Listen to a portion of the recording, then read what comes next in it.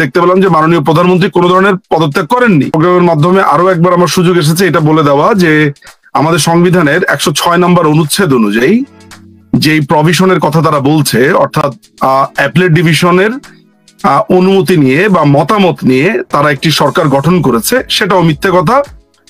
কারণ সেই সময় অ্যাপেলেট ডিভিশনের দুজন প্রধান বিচারপতি এবং যিনি এনায়েতুর রহিম আরেকজন গুরুত্বপূর্ণ বিচারপতি, তারা দুজন ক্যান্টনমেন্টে ছিলেন এবং আমাদের 106 নম্বর অনুচ্ছেদে পরিষ্কার করে বলা আছে যে ডক্ট্রিন অফ নেসেসিটির কথা যেটা বলা হয় যে এমন একটা সিচুয়েশন উদ্ভব হয়েছে যে উদ্ভবে কি করণীয় বা আসলে কোনো ধরনের প্রভিশন বা কিছু নেই, এটা কেউ বলতে পারছে না, তখন অ্যাপেলেট ডিভিশনের কাছে রেফারেন্স চাইবেন। কে চাইবেন? রাষ্ট্রপতি চাইবেন। আমরা দেখতে পেয়েছি যে আইন মন্ত্রণালয় রেফারেন্স চেয়েছে। আইন মন্ত্রণালয়ের রেফারেন্সে পরিষ্কারভাবে উল্লেখ আছে যে মাননীয় প্রধানমন্ত্রী পদত্যাগ করেছেন, এই মতো অবস্থায় তারা জানতে চেয়েছেন। ওয়ারেজ উই দেখতে পেয়েছি, আমরা পরবর্তীতে দেখতে পেলাম যে মাননীয় প্রধানমন্ত্রী কোনো ধরনের পদত্যাগ করেননি। তার মানে যে রেফারেন্সটা আইন মন্ত্রণালয়ের মাধ্যমে চাওয়া হয়েছিল অ্যাপেলেট ডিভিশনের কাছে, সেই কথা সেখানে মিথ্যা তথ্য দেওয়া ছিল। ফলে মিথ্যে তথ্য, প্রতারণা, ধান্দাবাজি, প্রধান বিচারপতি উপস্থিত না থাকা, এসব সবকিছু মিলিয়ে ওই 106 অনুচ্ছেদও এখানে আসলে ফুলফিল করে না। ফলে আপনি যে আপনার প্রোগ্রামে প্রধান উপদেষ্টা বলছেন এটি ভুল। এরপরেও যদি আপনি প্রধান উপদেষ্টা বলেন, এই দায়িত্ব সম্পূর্ণ আপনার। আমি ধরে নিব যে আপনি একটি ভুল তথ্য জনগণকে দিচ্ছেন। আপনার বলা উচিত দখলদার বাহিনী। এবার বলুন আপনার কি অংশ ছিল, আমি একটু শুনি।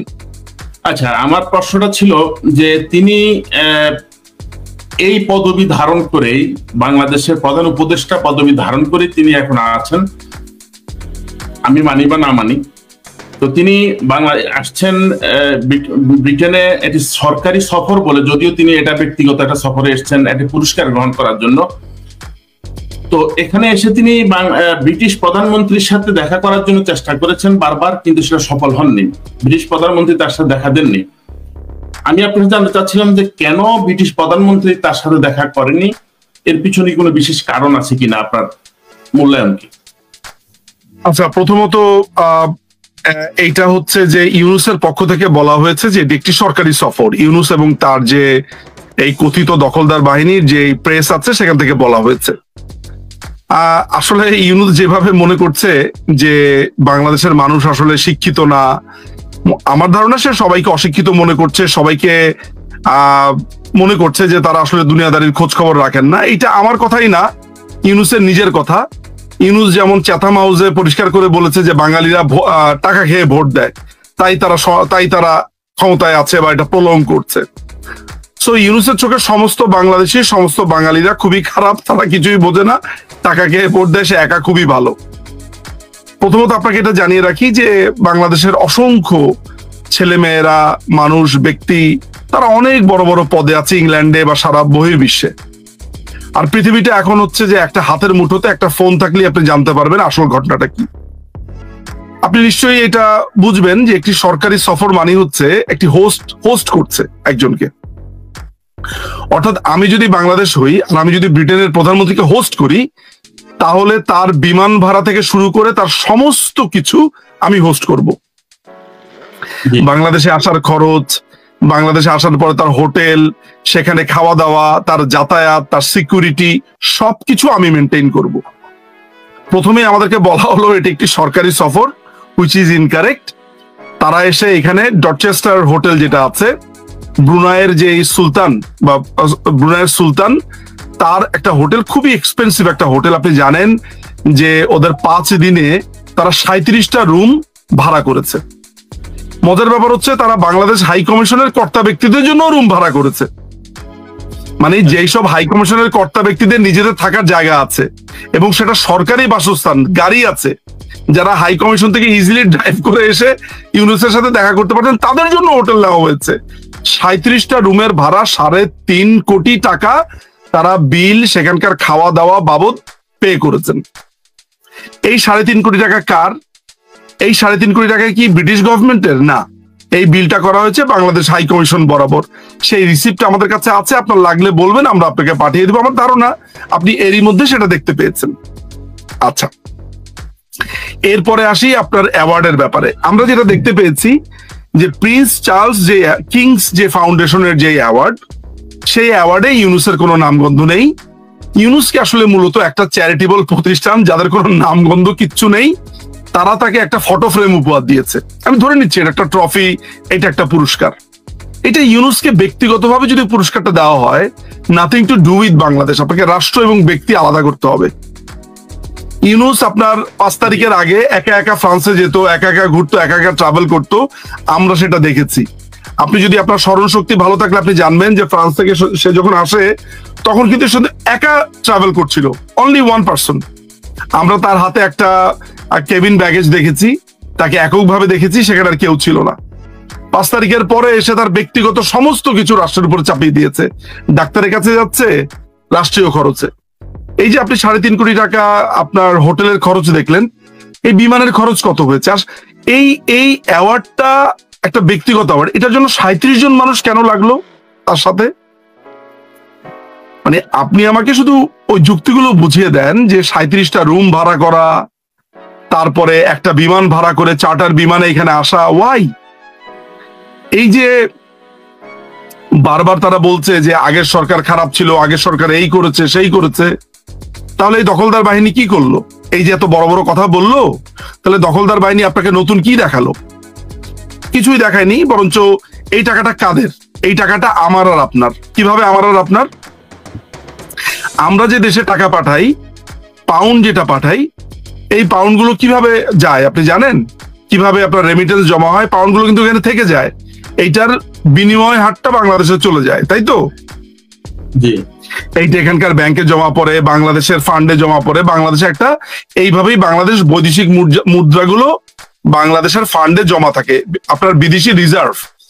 এই রিজার্ভের টাকা দিয়ে বাংলাদেশ যে বিভিন্ন পণ্য আনে, বিদেশ থেকে আমদানি করে, সেগুলোর পে করে, বাংলাদেশের বিভিন্ন যে লোন নিয়েছে, বাংলাদেশের বিভিন্ন বিদ্যুৎ থেকে শুরু করে পৃথিবীর বিভিন্ন রকমের যে লোন, আমদানি, নানান রকমের কিছু এই টাকা থেকে কিন্তু পে করা হয়।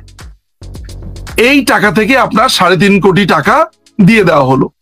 কার টাকা? এটা আমার টাকা। এটা কার টাকা? এটা আপনার টাকা। কিন্তু কেউ কোনো প্রশ্ন করছে না। সাধারণ একটা প্রশ্ন করুক যে ইউনুস, তুমি এখানে কি অ্যাওয়ার্ড নিতে এলে?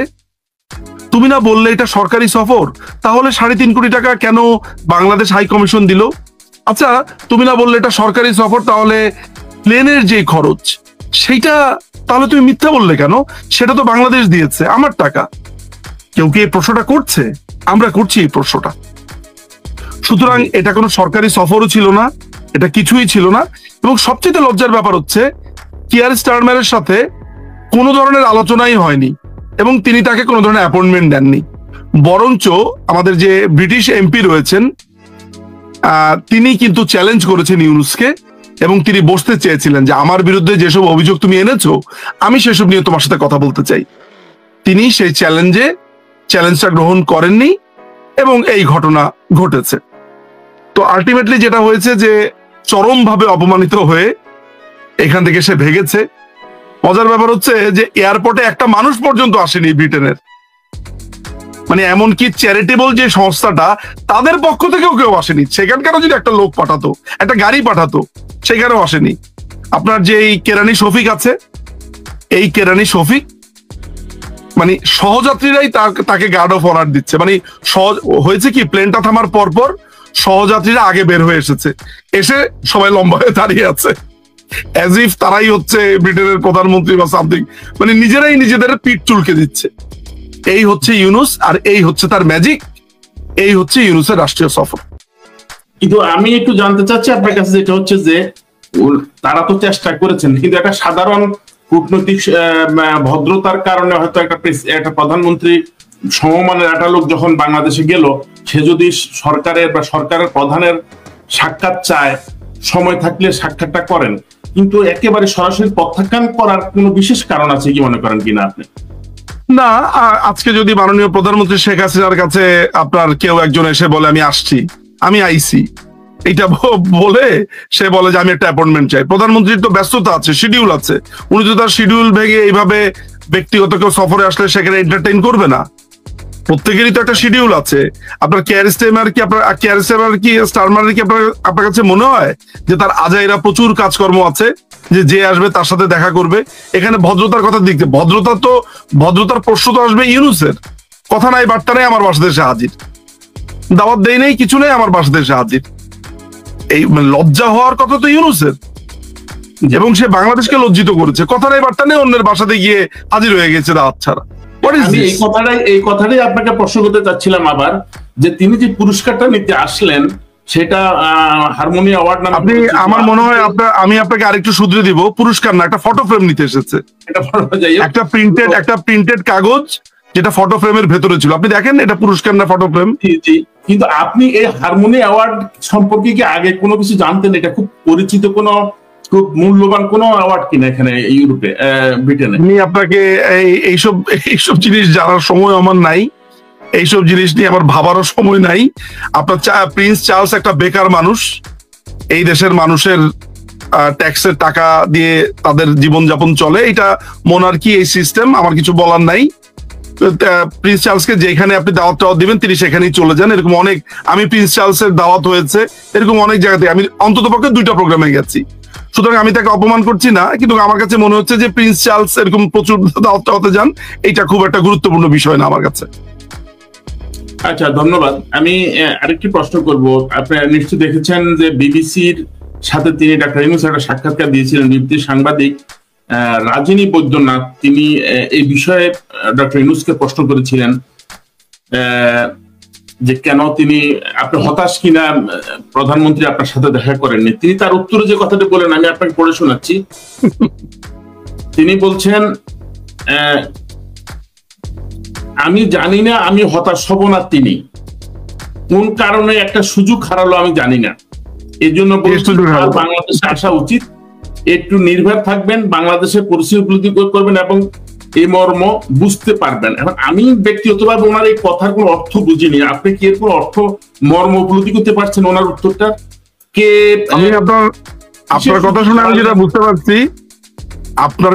আমি যেটা বুঝতে পারছি, সেটা যদি আমার নিজের ভাষাতে তর্জমা করি তাহলে ব্যাপারটা এরকম দাঁড়ায় যে আমাকে প্রশ্ন করা হয়েছে যে ব্রিটিশ প্রধানমন্ত্রী আমার সাথে দেখা করলেন না কেন। জবাবে আমি যেটা বলেছি, আমি জানি না আমাকে কেন জুতার বাড়ি দেওয়া হলো, আমাকে এইভাবে অপমান করা হলো। তবে আমি বলছি যে আমাকে অপমান না করে একটু আমার বাসাতে আসেন, দেখবেন আমি আপনার জন্য কত সুন্দর ব্যবস্থা করে রেখেছি। আমার কাছে এইরকমই উত্তরটা মনে হয়েছে।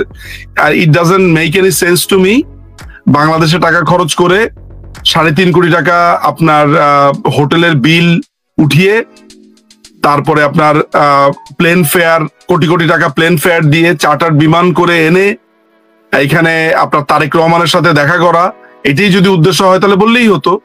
তাহলে এখানে আপনার একটা ফটো ফ্রেম নেওয়ার জন্য এসেছে, এটা বলা তো একটা হাস্যকর ব্যাপার, তাই না? আচ্ছা, এখানে আপনি তারেক রহমান সাহেব সম্পর্কে প্রশ্নটা নিয়ে আসলেন। উনি তারেক রহমান সাহেবের সাথে এখানে বৈঠক করলেন। বৈঠক করার পরে, একান্তে বৈঠক করার পরে যে যৌথ একটা বিবৃতি দিলেন, সেখানে খলিল সাহেব, তিনি উপদেষ্টা খলিলুর রহমান, তিনি যে কথাটি বললেন যে তার অর্থটা এই দাঁড়ায় যে 2026 সালের ফেব্রুয়ারিতে একটা নির্বাচন হওয়ার সম্ভাবনা আছে। তার মূল কথাটা এইটুকুই শুধু। এখন আমার কথা হচ্ছে যে আপনি কি মনে করেন যে এই কথাটি বলার জন্য গোপন বৈঠক করার কি প্রয়োজন, বা বাংলাদেশ থেকে এরকম বহর নিয়ে তারেক রহমান সাহেবের সাথে দেখা করার কি প্রয়োজন, নাকি ভিতরে অন্য কোনো খেলা? এইটা আমার একই কথা রিটারেট হবে। আমি বারবার একই কথা বলতে চাই না। আমি শুধুমাত্র আপনাকে যেটা বলবো সেটা হচ্ছে যে বাংলাদেশের সাধারণ জনগণই প্রশ্নটা তুলুক।